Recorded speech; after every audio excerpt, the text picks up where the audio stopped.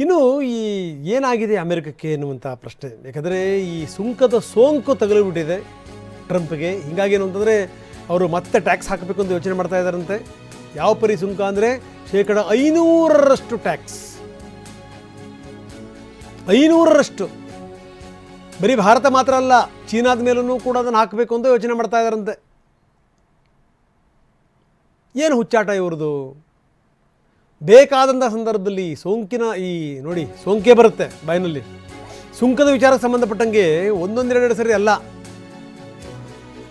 ಅದಕ್ಕೆ ಇವ್ರು ಕೊಡುವಂಥ ಕಾರಣ ರಷ್ಯಾದ ಜೊತೆಗೆ ಸಂಬಂಧ ಇದೆಯಲ್ಲ, ಆ ಸಂಬಂಧ ಸ್ಟ್ರಾಂಗ್ ಆಗಬಾರ್ದು, ನಾವು ಅಲ್ಲಿಂದ ತೈಲ ಖರೀದಿ ಮಾಡಬಾರ್ದು.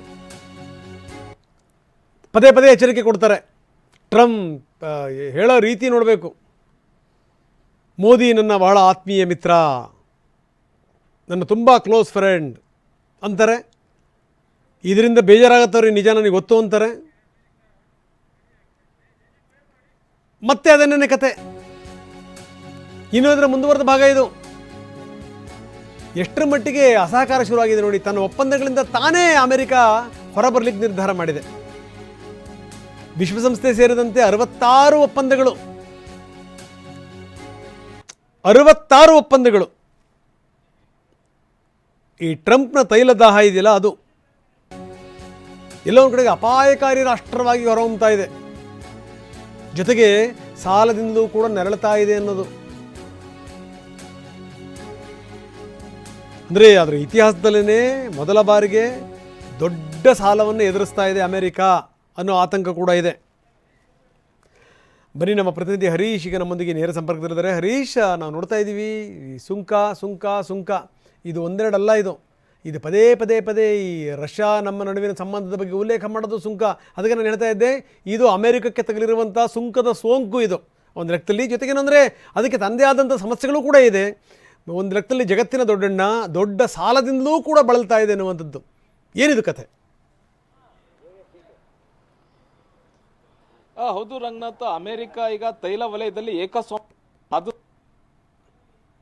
ರಾಜ್ಯಗಳ ಬೇರೆ ಬೇರೆ ದೇಶಗಳ ಮೇಲೆ ತನ್ನ ಅತಿಕ್ರಮಣವನ್ನ ಮುಂದುವರಿಸ್ತಿರುವಂತಹದ್ದು. ಒಂದ್ ಕಡೆ ವೆನಿಜುವೆಲಾದ ರಾಷ್ಟ್ರೀಯ ಅಧ್ಯಕ್ಷರನ್ನೇ ಕಿಡ್ನಾಪ್ ಮಾಡ್ಕೊಂಡು ಹೋಗಿ ಈಗ ಅಮೆರಿಕದಲ್ಲಿ ಇಟ್ಕೊಂಡಿರುವಂತಹದ್ದು. ಇಂತಹ ಸಂದರ್ಭದಲ್ಲಿ ರಷ್ಯಾದ ಜೊತೆ ಯಾರ್ಯಾರು ತೈಲ ಸಂಬಂಧವನ್ನು ಹೊಂದಿದ್ದಾರೆ ಅಂದ್ರೆ ತೈಲ ವ್ಯಾಪಾರವನ್ನ ಮಾಡ್ತಿದ್ದಾರೆ, ಆ ಎಲ್ಲಾ ದೇಶಗಳ ಮೇಲೆ ಅತ್ಯಂತ ಹೆಚ್ಚಿನ ಸುಂಕವನ್ನ ವಿಧಿಸಲಿಕ್ಕೆ ಈಗ ಮಸೂದೆ ತರಬೇಕು ಅನ್ನುವಂತ ದೃಷ್ಟಿಯಿಂದ ಟ್ರಂಪ್ ನಿರ್ಧಾರವನ್ನ ಮಾಡಿದ್ದಾರೆ. ಬಹು ಮುಖ್ಯವಾಗಿ ರಷ್ಯಾದಿಂದ ತೈಲ ಖರೀದಿಸುತ್ತಿರ್ತಕ್ಕಂಥ ರಾಷ್ಟ್ರಗಳಲ್ಲಿ ಅಮೆರಿಕ, ಚೀನಾ ಹಾಗೂ ಬ್ರೆಜಿಲ್ ಈ ರಾಷ್ಟ್ರಗಳು ಬಹು ಪ್ರಮುಖವಾಗಿವೆ. ರಷ್ಯಾದಿಂದ ಅನೇಕ ಸಾಕಷ್ಟು ತೈಲವನ್ನ ಭಾರತ ಮತ್ತೆ ಚೀನಾ, ಬ್ರೆಜಿಲ್ ಖರೀದಿ ಮಾಡ್ತಾ ಇರುವಂತಹದ್ದು. ಇದು ಈಗ ಅಮೆರಿಕದ ಕೆಂಗಣ್ಣಿಗೆ ಗುರಿಯಾಗಿರುವಂತಹದ್ದು.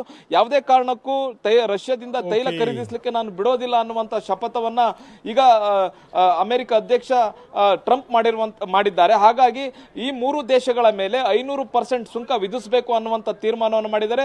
ಮುಂದಿನ ವಾರ ಈ ಒಂದು ಮಸೂದೆ ಅಮೆರಿಕ ಕಾಂಗ್ರೆಸ್ನಲ್ಲಿ ಮಂಡನೆ ಆಗುವಂತಹ ಸಾಧ್ಯತೆ ಇದೆ. ರಂಗನಾಥ್. ಹರೀಶ್, ಧನ್ಯವಾದ ತಮ್ಮೆಲ್ಲ ಮಾಹಿತಿಗೆ.